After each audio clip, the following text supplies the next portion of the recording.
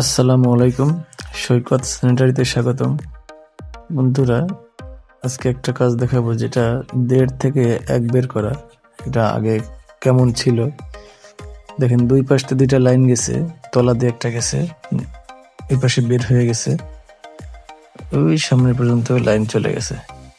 1.5 থেকে 1 বের করা, এটাই আমরা পরবর্তী ভিডিওতে 1.5 থেকে 1.5 বের করব। দেখেন, কোরাসটির মাধ্যমে আগের ওই পাশের লাইন ঢুকাই দিছি, ওইটার সঙ্গে ওইটা জুড়ে 1.5 করে দিছি এবং এই পাশেও মিলাই দিছি যাতে পানির প্রেশারটা ভালো পায়। আগে কেমন ছিল বন্ধুরা তো আপনারা দেখেছেন। তো এটা কেমন হইলো অবশ্যই আপনাদের মূল্যবান মতামতটি কমেন্টের মাধ্যমে জানাবেন।